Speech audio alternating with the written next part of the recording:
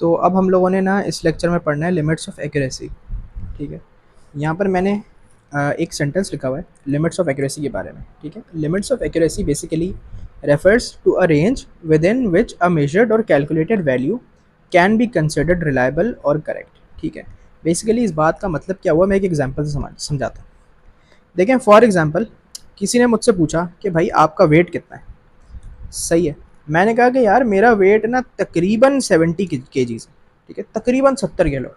सही है, तो अब ये जो मैं कह रहा हूँ ना कि तकरीबन 70 किलो है, इसका क्या मतलब हुआ? इसका मतलब ये है कि एग्जैक्ट 70 नहीं है, 70 से थोड़ा ऊपर थोड़ा नीचे हो सकता है। सही है, थोड़ी ऊंच नीच हो सकती है, एग्जैक्ट 70 नहीं। सही है, तो फॉर एग्जाम्पल मैंने ये कहा कि भाई मेरा वेट जो है वो है 70 केजीज। ठीक है, अप्रोक्सीमेटली। ठीक है, एग्जैक्ट 70 नहीं है, तकरीबन 70 है। सही है, तो अब अगर आगे वाला कह रहा है कि भाई चलो ठीक है, अगर ऊंच नीच हो सकती है तो कितनी हो सकती है? सही है, क्या ऊंच नीच 10-12 किलो की होगी? क्या आपका वेट जो है वो 70 से 10 किलो ज़्यादा या 10 किलो कम हो सकता है? नहीं, तो जाहिर सी बात है इतनी अनसर्टेनिटी नहीं होती। सही है, ऊंच नीच का मतलब ये है कि ज़्यादा से ज़्यादा, अगर मैं ये कह रहा हूँ कि तकरीबन 70 है, तो ज़्यादा से ज़्यादा 71, कम से कम 69। ठीक है, तो मैं ये कह सकता हूँ कि मेरा वेट जो है वो ज़्यादा से ज़्यादा भी 71 होगा और कम से कम भी 69 होगा। यानी कि मेरा वेट जो है ना वो 69 से 71 के आसपास है, जिसको मैं कह रहा हूँ कि तकरीबन 70 केजी।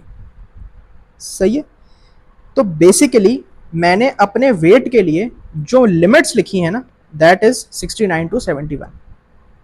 सही है, ये हो गई एक रेंज जिसके अंदर मेरा वेट लाइक कर सकता है। सही है, तो तकरीबन 70 का मतलब यह है कि यार 69 से 71 के दरमियान की कोई वैल्यू हो।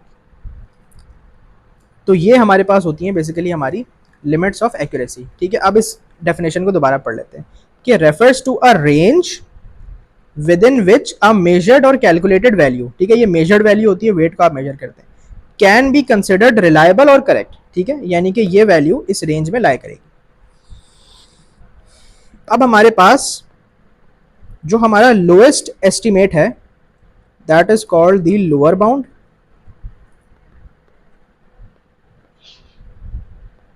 लोअर बाउंड, और जो हमारा हाईएस्ट एस्टिमेट है, इसको हम कह सकते हैं हमारा अपर बाउंड।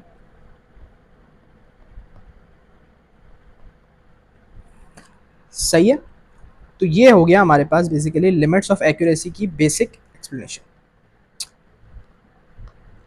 अब जरा तीन सवालों को देख लेते हैं।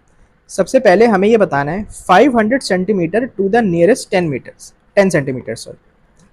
ठीक है, यानी कि 5 सेंटीमीटर जो है ना वो एक अप्रोक्सीमेट वैल्यू है टू द नियरेस्ट 10 सेंटीमीटर। सही है, अगर मुझे इसकी लिमिट्स ऑफ एक्यूरेसी लिखनी है, यानी कि इसकी रेंज लिखनी है कि कौन सी ऐसी रेंज हो सकती है जिसके अंदर ये लाई कर रहा है, तो मैं सिंपली ये करूंगा कि क्योंकि नियरेस्ट 10 है ना, तो 10 डिवाइड बाई 2, आंसर होता है 5।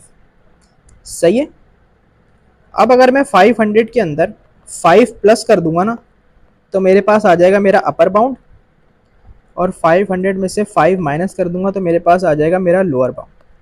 सही है, ये हो गया अपर बाउंड, ये हो गया लोअर बाउंड। अब अगर मैं लिमिट्स ऑफ एक्यूरेसी को लिखना चाहूँ तो मैं इसको इस तरह लिख सकता हूँ, इसको यूं ही छोड़ दूँ कि हमारा जो सेंटीमीटर्स है ये 505 से 495 की रेंज में हो सकता है। सही है, तो ये क्या आ गई हमारी लिमिट्स ऑफ एक्यूरेसी आ गई। अगली चीज देख लेते हैं कि 40 seconds to the nearest 10 seconds. ठीक है, अब दोबारा से 10 सेकेंड्स है तो मैं इसको क्या करूंगा, डिवाइड बाय 2 करूंगा तो आंसर आएगा 5। अब जब मैं अपने 40 के अंदर 5 को प्लस करा दूंगा तो मेरे पास अपर बाउंड आ जाएगा, और 40 में 5 माइनस करवाऊंगा तो मेरे पास आ जाएगा लोअर बाउंड। सही है, तो बेसिकली हम ये कर क्यों रहे हैं कि जब हम बात कर रहे हैं ना कि 40 seconds to the nearest 10 seconds, तो इसका मतलब है कि 10 सेकंड आगे पीछे हो सकता है। सही है, तो 10 सेकंड आगे पीछे का मतलब ये है कि 5 सेकंड आगे और 5 सेकंड पीछे, तो इस तरह 10 सेकंड टोटल आगे पीछे हो गया। सही है, तो ये हमने बेसिकली यहाँ पर यही किया है। यहाँ पर भी ये जो हमने 10 centimetre to the nearest 10 centimetre है ना, तो इसका मतलब है कि 10 सेंटीमीटर आगे पीछे हो सकता है, यानी कि अप्रॉक्सीमेटली 500 सेंटीमीटर है, 10 सेंटीमीटर आगे पीछे हो सकता है। तो 5 सेंटीमीटर आगे, 5 सेंटीमीटर पीछे, तो 5 सेंटीमीटर पीछे लेके जाएंगे लोअर बाउंड आ जाएगा, 5 सेंटीमीटर आगे लेके जाएंगे अपर बाउंड आ जाएगा। ठीक है, मतलब यह है कि भाई मैक्सिमम वैल्यू ये हो सकती है, मिनिमम ये हो सकती है, ठीक है, या फिर इसके दरमियान की कोई भी वैल्यू। तो यहाँ पर भी जो हमारा बड़ा वाला नंबर है 45, ये हमारा अपर बाउंड हो गया और ये हमारा लोअर बाउंड। आगे देखते हैं 124 kg to the nearest kg. सही है, to the nearest kg, to the nearest kg मतलब 1 केजी, तो 1 को डिवाइड बाय 2 करूंगा तो आंसर आएगा 0.5। तो अब जब मैं 124 में 0.5 को प्लस करूंगा तो ये 124.5 हो जाएगा, और जब मैं इसमें से माइनस करूंगा तो 123.5 हो जाएगा। सही है, तो ये हमारी हो गई कि 1 किलो जो है ना वो ऊपर नीचे हो सकता है, यानी कि आधा किलो ऊपर या फिर आधा किलो नीचे हो सकता है। तो इस तरह टोटल 1 किलो ऊपर नीचे हो गया। तो ये अपर बाउंड हो गया, ये लोअर बाउंड हो गया। सही है, अब जरा बात करते हैं लिमिट्स ऑफ एक्यूरेसी के अंदर ना, एडिशन के अंदर कि एडिशन हम किस तरह करेंगे। देखें, जब भी हमें दो क्वांटिटीज गिवन है और उनके अपर और लोअर बाउंड्स गिवन है, सही है, तो हमें ये पता करना है कि सम का जो है ना वो अपर बाउंड क्या है या सम का लोअर बाउंड क्या है। ठीक है, तो देखें जब भी दो क्वांटिटीज के आप अपर बाउंड्स को ऐड करेंगे तो उनके सम का अपर बाउंड आ जाएगा, और जब भी आप दो क्वांटिटीज के लोअर बाउंड्स को ऐड करेंगे तो उनके सम का लोअर बाउंड आ जाएगा। ठीक है, यहाँ पर मेरे पास दो क्वांटिटीज हैं, एक है एक्स और एक है वाई। एक्स की वैल्यूज जो है वो 25 से 30 तक है, वाई की वैल्यूज जो है वो 20 से 22 तक है। सही है, यानी कि इस रेंज के दरमियान। अब अगर मुझे एक्स और वाई के सम का, एक्स और वाई के सम का अपर बाउंड निकालना है तो मैं क्या करूंगा, एक्स और वाई के अपर बाउंड्स को आपस में ऐड कर दूंगा। तो एक्स और वाई के जो अपर बाउंड्स हैं वो हमारे पास ये रहे 30 और 22,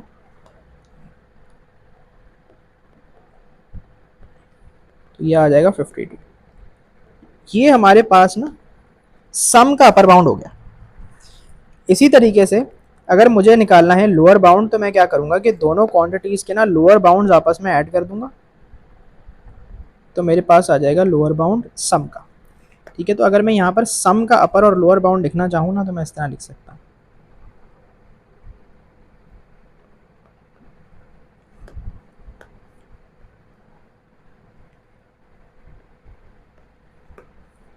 ये आ गया लोअर बाउंड। सही है, तो ये सम का अपर और लोअर बाउंड आ गया। तो जब भी दो क्वांटिटीज हैं उनके आप अपर बाउंड्स को आपस में ऐड करेंगे तो उनके सम का अपर बाउंड आ जाएगा, और उनके जब लोअर बाउंड्स को आपस में ऐड करेंगे तो उनके सम का लोअर बाउंड आ जाएगा। सही है, सिंपल। अच्छा, अब जरा बात करते हैं सब्ट्रैक्शन की। सब्ट्रैक्शन में ना हमारे पास उल्टा हिसाब है। ठीक है, यहाँ पर भी मेरे पास दो ही क्वांटिटीज हैं, एक्स और वाई। एक्स की रेंज 25 से 30, वाई की 20 से 22। अब अगर मुझे एक्स माइनस वाई यानी कि इन दोनों क्वांटिटीज के डिफरेंस का अपर और लोअर बाउंड निकालना है तो वो मैं कैसे निकालूंगा वो देखेंगे। भाई डिफरेंस में हमें करना ही है सब्ट्रैक्शन में कि हमें एक का अपर उठाना है और दूसरे का लोअर उठाना है। सही है, एक का हम अपर बाउंड उठाएंगे, दूसरे का हम लोअर बाउंड उठाएंगे। ठीक है, तो सबसे पहले मैं एक काम करता हूं कि एक्स का अपर बाउंड ले लेता हूं और वाई का, इसको मैं मिटा देता हूं। सही, एक्स का मैं अपर बाउंड ले लेता हूं, वाई का मैं ले लेता हूं लोअर बाउंड, सॉरी वाई का लोअर बाउंड। ठीक है, एक्स का अपर बाउंड ये रहा, वाई का लोअर बाउंड ये रहा। इन दोनों को जब मैंने माइनस किया मेरे पास आंसर आ गया 10। ठीक है, अब मैं क्या करता हूं, एक्स का अपर ले लेता हूं, सॉरी एक्स का लोअर ले लेता हूं और वाई का अपर ले लेता हूं। तो एक्स का लोअर बाउंड ले लिया 25, वाई का अपर बाउंड ले लिया 22। ठीक है, मेरे पास ना दो वैल्यूज आ गए। सही है, मेरे पास दो बाउंड्स आ गए, मेरे पास डिफरेंस के, एक्स और वाई के डिफरेंस के दो बाउंड्स आ गए 10 और 3। अब इसमें से कौन सा वाला अपर है कौन सा वाला लोअर है? सिंपल भाई, जो छोटा वाला है वो लोअर बाउंड होगा और जो बड़ा वाला है वो अपर बाउंड होगा। सही है, सिंपल। तो आपने बेसिकली डिफरेंस पे करना ये है कि जब आप एक क्वांटिटी का अपर बाउंड उठाएंगे तो दूसरे का लोअर उठाएंगे, अगर एक क्वांटिटी का लोअर बाउंड उठा रहे हैं तो दूसरे का अपर उठा लेंगे। सही है, इस तरह माइनस करना है तो आपके पास डिफरेंस का जो है अपर और लोअर बाउंड आ जाएगा।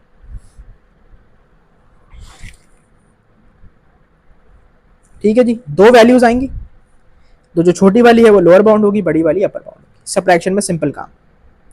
अब जरा मल्टीप्लीकेशन की बात कर लेते हैं, ये भी बिल्कुल आसान है।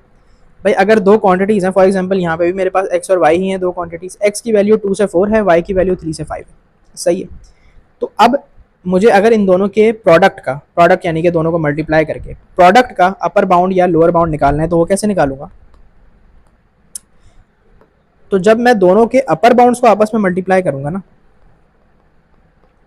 तो मेरे पास प्रोडक्ट का अपर बाउंड आ जाएगा।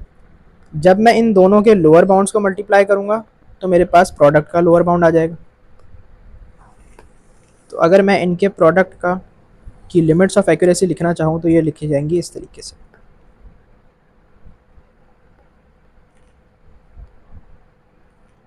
इसकी भी लिख देता हूँ।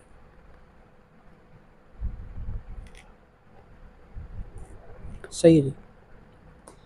अच्छा, अब आ जाते हैं डिवीजन के ऊपर। ठीक है, डिवीजन के अंदर भी हमारे पास सब्ट्रैक्शन की तरह उल्टा हिसाब है कि एक का अपर उठाएंगे और दूसरे का क्या उठाएंगे? लोअर उठाएंगे। ठीक है, एक का अपर बाउंड, दूसरे का लोअर बाउंड। मैं यहाँ से ये मिटा देता हूँ। सही है, तो पहले मैं क्या करता हूँ कि x का मैं अपर बाउंड ले लेता हूँ और y का लोअर बाउंड ले लेता हूँ। तो x का अपर बाउंड है 12 और y का लोअर बाउंड है 3। आंसर आ गया 4। इसी तरीके से मैं अब x का लोअर बाउंड ले लेता हूँ जो कि है 8 और y का अपर बाउंड ले लेता हूँ जो कि है 4। तो आंसर आ गया 2। सही, अब मेरे पास दो बाउंड्स आ गए। ठीक है, डिवीजन के लिए ना दो बाउंड्स आ गए, एक 4 आ गया, एक 2 आ गया। ठीक है, अपर कौन सा है, लोअर कौन सा है? जो बड़ा वाला है वही अपर है, जाहिर है, छोटा वाला लोअर है। ठीक है, इसको मैं यहाँ पे इस तरह लिख देता हूँ।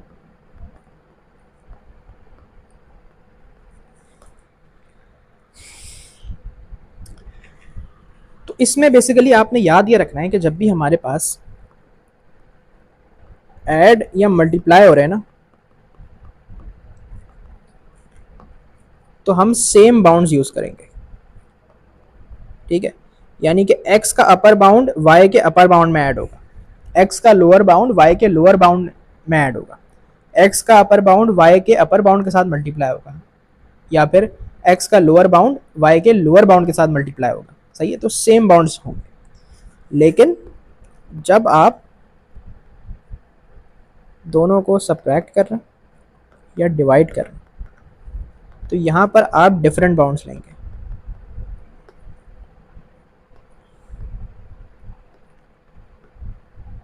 ठीक है, यानी कि एक का अगर आप अपर ले रहे हैं तो दूसरे का क्या लेंगे? लोअर लेंगे। सिंपल आंसर निकालेंगे, दो आंसर आएंगे, जो बड़ा वाला होगा वो अपर बाउंड होगा, छोटा वाला लोअर बाउंड होगा। सही है, अपर बाउंड जो है वो ज़ाहिर है हमेशा बड़ा होगा छोटे से, लोअर से, क्योंकि जो लोअर बाउंड है वो हमारी लोएस्ट एस्टिमेट वैल्यू है ना, कि यार कम से कम इतना हो सकता है। और अपर बाउंड क्या है? मैक्सिमम वैल्यू, ज़्यादा से ज़्यादा, यार मेरा वेट कम से कम 69 हो सकता है, ज़्यादा से ज़्यादा 71 हो सकता है। ठीक है, तकरीबन 70 है। सही है, तकरीबन 70 है, ये बात हो गई। तो ये हमारी लिमिट्स ऑफ एक्यूरेसी की जो थी ना, वो बेसिक कहानी थी। पास पेपर फिर हम इसके बाद में देखेंगे।